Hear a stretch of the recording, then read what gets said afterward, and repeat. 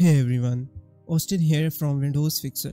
I hope you are doing all well. Today we are going to tackle a frustrating problem that many of you have reported. Error like access is denied or system error has occurred when trying to disable the hypervisor for Valorant on Windows 10. No worries, I am here to help.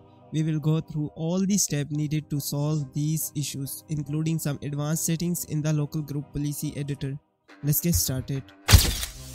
First up, you need to ensure that you are running command prompt as an administrator. Right click on the command prompt icon and select run as administrator.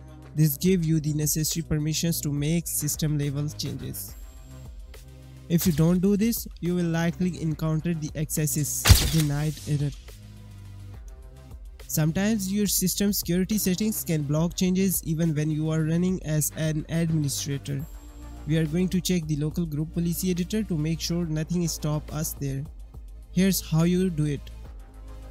Press Windows plus R key to open the Run dialog box.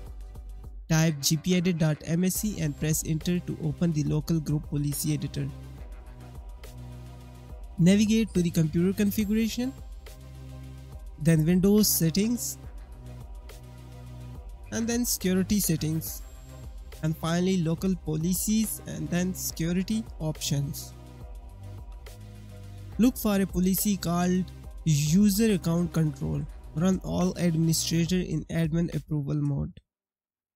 Double click on the policy and set it to disable. Click apply and OK. This will ensure that administrators have full access without needing additional approval, which could be preventing your commands from working.